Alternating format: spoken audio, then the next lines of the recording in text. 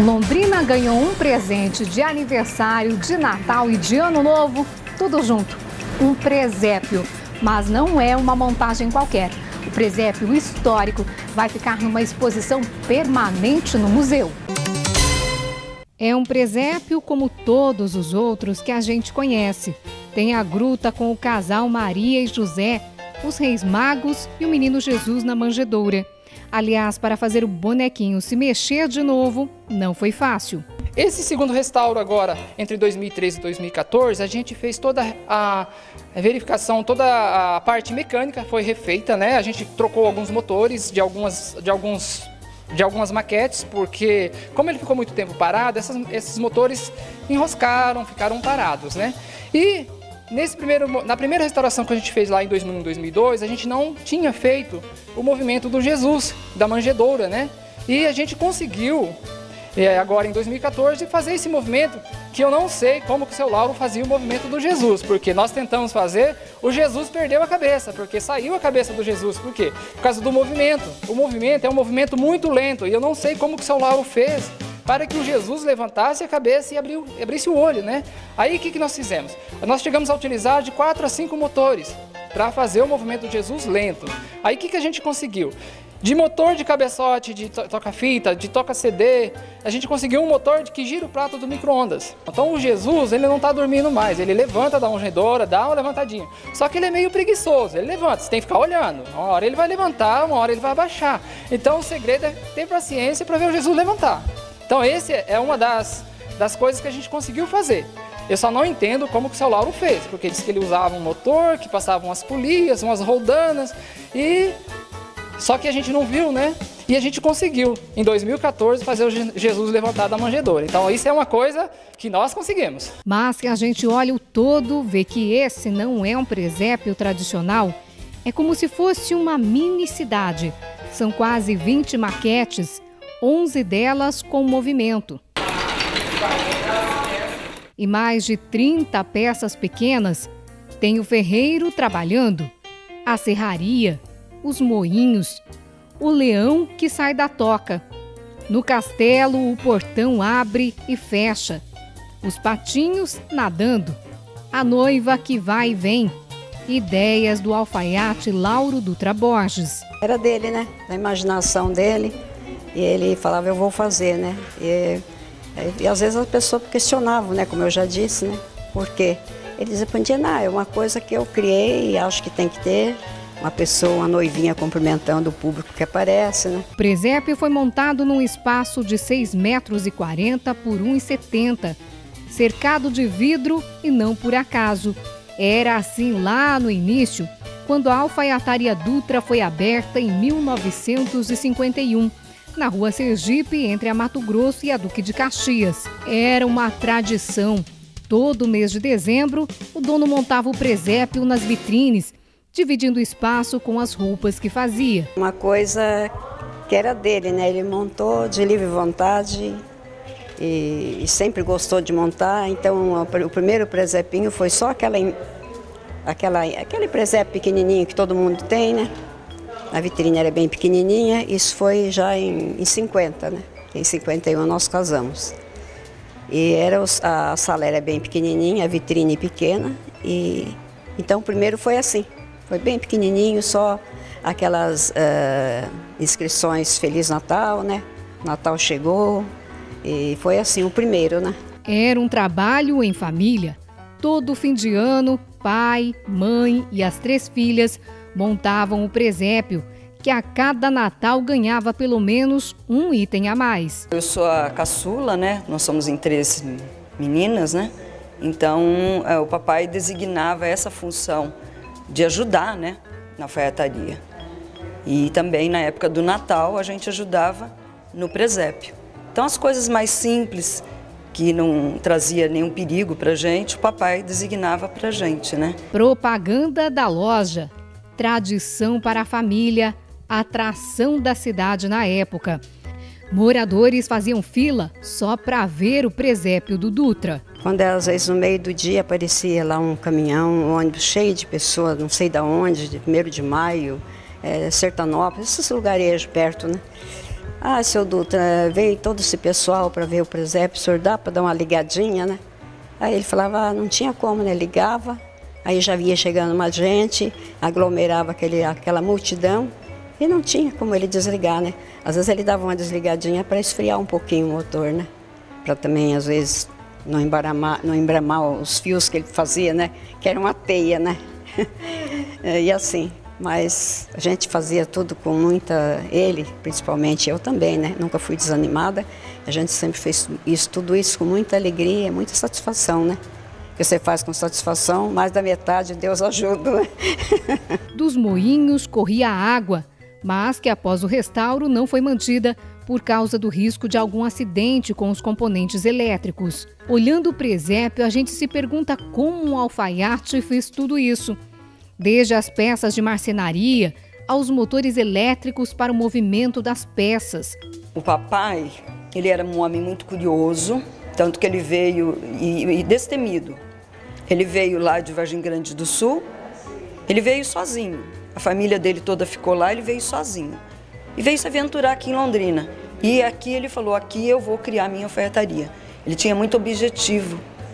E aí, quando ele começou a criar o presépio, ele ficou uma pessoa conhecida. Aí ele começou a fazer o comércio dele crescer. E foi tudo muito gradativo. Cada ano era uma situação que ele abraçava, né, com carinho. E teve muito problema, claro, todos nós temos, né? E então ele sentia muito prazer em fazer isso, trazer isso para Londrina, né? O presépio, que é a época mais importante do ano, é a época que a gente tem que renovar o espírito da gente, né? Perdoar muitas coisas que a gente cometeu no ano todo, algumas falhas. Então, era um final de ano onde ele queria trazer para as pessoas renovação. Com o nascimento de Jesus, ele queria mostrar que ali era um momento de alegria, de renascimento, né? Quando a alfaiataria fechou em 1965, tudo isso aqui foi guardado no forro da Casa da Família, na Rua Uruguai. Só saiu de lá em 2001, quando seu Dutra faleceu. E aí surgiu a ideia de recuperar parte da história da família. Quando o papai faleceu em agosto de 2000, a minha irmã do meio, a Célia, ela falou, nós não podemos deixar a memória do papai morrer. Então, Sirlei, ela não mora aqui em Londrina. Ela falou assim, procura o Marinho da Folha de Londrina, porque essa minha irmã trabalhou na Transbrasil, na loja da Transbrasil aqui em Londrina. E o Marinho, ele trabalhou na loja da Transbrasil. E depois ele foi trabalhar na Folha de Londrina. E a gente criou um vínculo de amizade com ele, a esposa e o menino dele. E aí criou-se uma amizade, o papai era vivo ainda na época, e o Marinho não saía de casa. Quando o papai faleceu, Marinho ficou muito sentido. E aí a Célia lembrou, falou, Sirlei, procura o Marinho da Folha e veja com ele o que a gente pode fazer pela memória do pai. Aí o Marinho lembrou, falou, Sirlei, fala com a Zuleika Scalassara, do Museu de História. E aí quando a Zuleika Scalassara nos apresentou, eu vim até o museu, e aí ela falou, Sirlei, eu quero resgatar assim a memória do teu pai. Em 2001, 2002, começava a missão de funcionários do Museu Histórico. Entre eles, a Mauri, que passou a ser uma espécie de pai do presépio. Nem tudo foi possível salvar, mas praticamente o presépio todo foi recuperado. Em 2001, quando visitamos a casa da Dona Benedita, nós conhecemos a história do presépio do Seu Laura, né? E lá ela nos apresentou a estrutura, o castelo, as casinhas, né? E naquele primeiro momento, houve-se a necessidade de restauração da parte de madeira, conhecermos também a parte eletrônica, como que funcionava, né? E nesse momento eles foram nos passando que tipo de movimento existia, de que forma Seu Lauro utilizava na vitrina, né? Qual a estrutura que ele utilizava. E aí, em cima dessas colocações da família, a gente conseguiu, naquele primeiro momento, reconstituir essa parte de movimento, em conjunto com o Jorge, da Rádio Pai Querer, né? Eu e o seu Antônio, né? Em conjunto também com a dona Helenice de Cash, a museóloga daquela época do museu, que era a Zuleika Scalassara, né?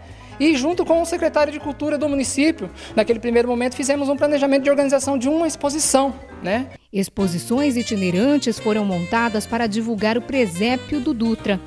Mas nos últimos anos ele estava guardado na Casa de Memória Madre Leônia Milito, até que foi feita a doação ao Museu Histórico.